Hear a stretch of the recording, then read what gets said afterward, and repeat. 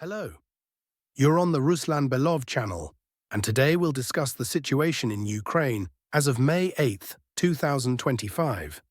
A tremendous number of events have occurred today, so let's get started. We'll begin with the settlement of Tetkino on the Kursk front. According to incoming reports, the Ukrainian armed forces have not stopped their offensive operations for a single second, aiming to breach the defense, in this case to break through the state border, consolidate their position, and, let's say, push forward with critical mass into Kursk Oblast. More and more equipment is being used in these assaults. Most importantly, the intervals between assaults are shrinking.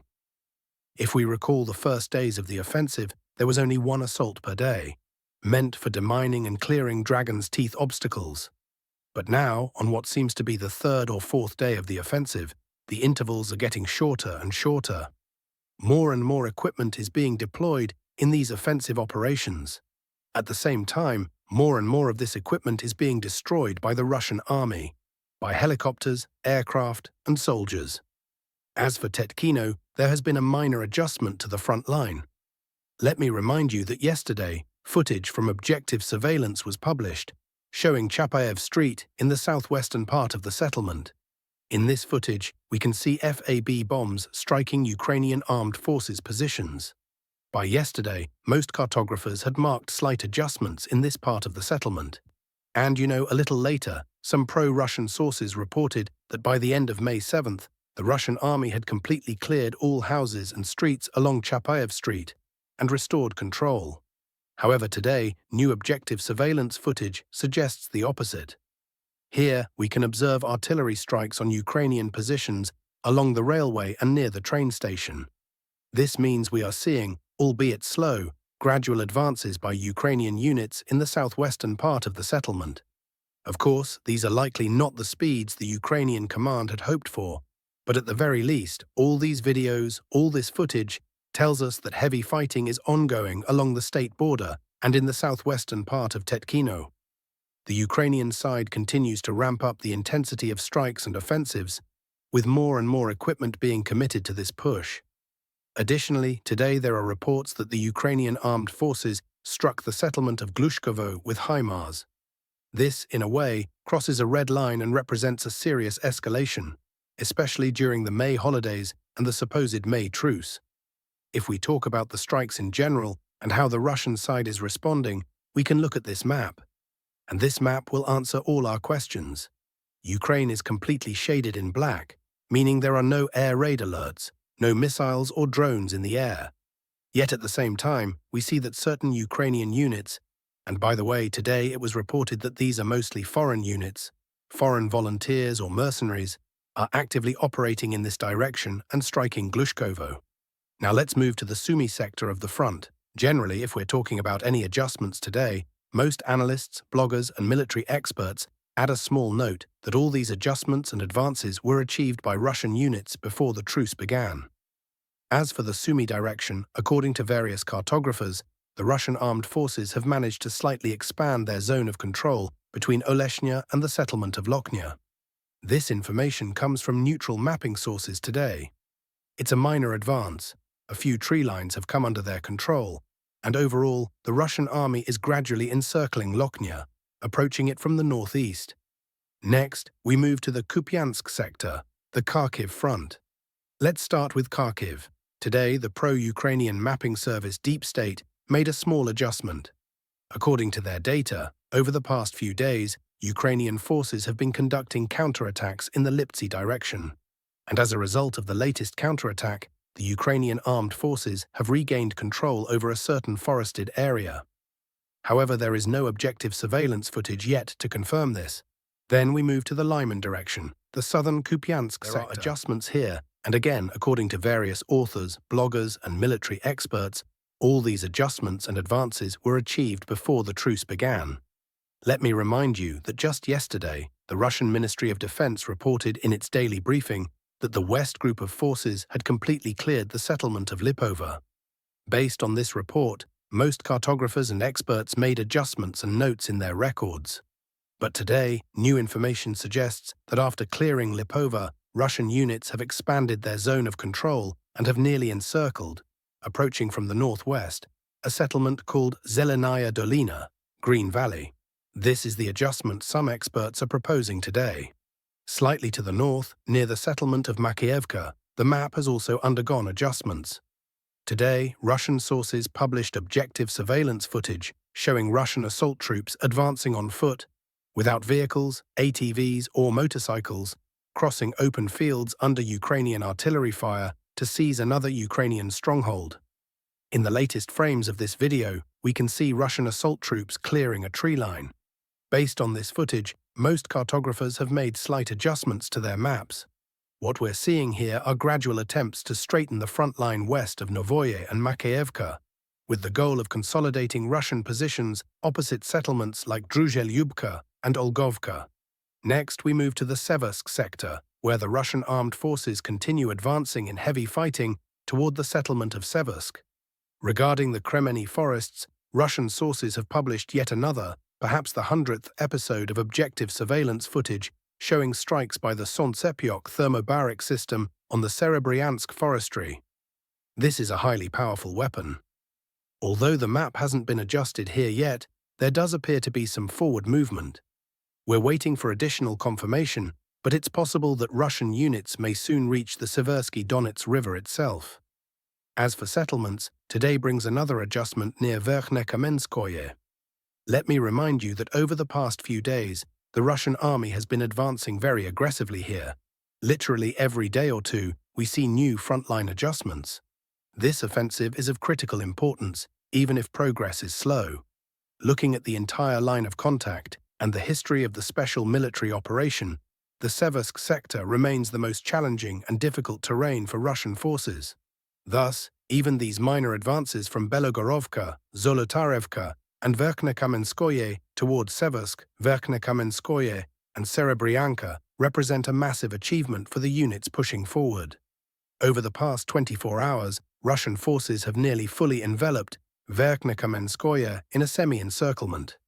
These adjustments are reflected on the map, and objective surveillance footage confirms the Russian advance. Some of these clips were even published by Ukraine's 54th Brigade, showing strikes against advancing Russian assault troops. If we examine the current configuration, the distance between Russian forward positions and the northwestern edge of Verkhnekamenskoye is now no more than 1.5 kilometers, just 1,150 meters. Russian units are very close to entering the settlement from the west and northwest. This could, of course, lead to a collapse of the front line. Beyond Verkhnekamenskoye, there are no more villages or natural barriers, just a straight path towards Seversk. And if Russia, the Russian Federation, and Putin do not extend the truce in 3 days, then the battle for Seversk will almost certainly begin this summer. Next, we move toward the settlement of Chasiv Yar, where the Russian army is gradually shifting its offensive in a northwestern direction. Today, additional map adjustments have been made by various cartographers. Currently, Russian forces are focused on expanding their foothold between Novomarkovo and Chasiv Yar, including settlements like Maiskaya and Markovo. Combat operations here are expected to intensify soon, as securing this area would improve logistics and facilitate future Russian advances. As for the classic Chasiv Yar direction, there are no major changes, only the usual grim footage of heavy artillery strikes, Solntsepiok attacks, and FPV drone strikes. However, regarding the truce, there have been no reports of violations here over the past 24 hours. Earlier, we touched on the topic of the ceasefire, or lack thereof. To reiterate, no truce is being observed on the Tetkino front, inside Russian territory. No truce is being observed on the South Donetsk and Novopavlivka fronts.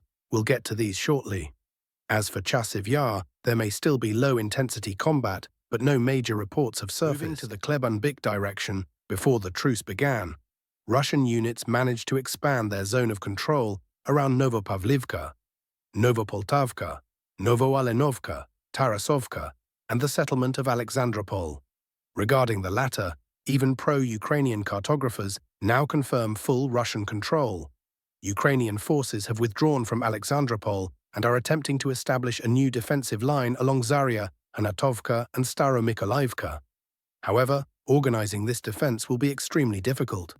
Not only are Russian forces pushing toward Alexandropol and further toward Hanatovka and Zaria, but they are also advancing northeast to outflank the entire Zaria-Romanivka, Staromykolaivka, grouping from the northwest. This would allow them to approach Yablunivka, near Oleksandropil, from the southwest, potentially gaining fire control or even physical control over Ukrainian supply routes. The deeper Russian forces push toward Oleksandropil and Yablunivka, the less likely Ukrainian troops will hold these villages to the last man. Once a certain threshold is crossed, Ukrainian forces will likely retreat en masse, falling back closer to the H-32 Romanivka highway to avoid encirclement. All advances mentioned here, prior to the truce, are primarily confirmed by neutral cartographers. Extremely heavy fighting is taking place today around the settlement of Novopoltavka. There is no clear information on whether the ceasefire is being observed here, but the reality is that the front line cuts straight through the village. Under such conditions, simply halting an offensive or defense is practically impossible. When Russian units occupy one building and Ukrainian forces hold the one across the street, the likelihood of either side voluntarily stopping attacks or counterattacks is near zero. It appears that combat operations and assault actions continue unabated in Novopoltavka. Over the past 24 hours, the map in this sector has been updated. Several blocks have been shaded to reflect Russian advances, including uncontested territories, indicating further progress toward the central part of the settlement. Pokrovsk sector, uncertain ceasefire. Next, we move to the Pokrovsk sector, where the situation remains unchanged. Both sides continue exchanging strikes, using FABs, JDAMs, and artillery to degrade each other's positions. As for the ceasefire, it's hard to say whether it's being observed here. Given that no truce is being honored in the neighboring Novopavlivka direction, there's a high probability that at least low-intensity combat persists in Pokrovsk as well. That said, some pro-Ukrainian sources and officers have stated on both official and private Ukrainian channels that certain units in the Pokrovsk agglomeration have received orders to observe the ceasefire and avoid unnecessary strikes on Russian positions. In short, the situation is murky. Partial compliance might be occurring. South Donetsk and Novopavlivka, no truce in sight. The sheer volume of objective surveillance footage from the South Donetsk and Novopavlivka sectors speaks for itself. There's no question of anyone adhering to a ceasefire here. Regarding Novopavlivka, reports emerged last evening that Russian reconnaissance sabotage groups entered Dnipropetrovsk Oblast just hours before the truce was supposed to begin. Many expected a flag-raising stunt near the border, and while such footage may exist, it hasn't been published yet. Russian advances, Troitsky and Horokov. On May 8th, the Russian Defense Ministry reported that the center group of forces had fully cleared and secured the settlement of Troitsky. This claim is supported only by official statements and minor map adjustments from cartographers. No geolocated footage has surfaced yet. Yesterday, we saw initial footage confirming Russian units had entered the village from the east. Today, reliable sources report its complete clearance. Meanwhile, other sources indicate Russian forces are now advancing into Horokov from the east and approaching the last settlement in Donetsk Oblast from the north. Essentially, Horokov is being pincered, and fighting there could erupt imminently. This sector operates as if the ceasefire never existed. High-intensity combat rages for the last tree lines, with Ukrainian forces desperately clinging to the final square kilometers before Dnipropetrovsk Oblast. Kyiv seems determined to avoid a major media defeat, which Russia could declare as early as tomorrow. Bodanivka and Zeleny Pole. Russian pressure in the Bodanivka sector. Some sources note Russian advances in the fields north of Andriivka, closing the distance toward Oleksandrivka. The settlement of Bodanivka itself remains unchanged, though Russian artillery and airstrikes pound it relentlessly. Ground assaults here will likely resume after May 11th, but Moscow will maintain intense artillery and FPV drone strikes to prevent Ukrainian forces from regrouping. Pole, minor map adjustments suggest Russian units have reached the settlement's outskirts. The coming days will clarify whether the truce is ignored here as well. Holding positions in open fields is untenable. Securing buildings is critical for Russian troops to establish cover from drones and amass forces. Expect updates soon. Closing remarks. That's all for today, friends. Thank you for watching. Subscribe to the channel, like this video, and stay tuned. Take care.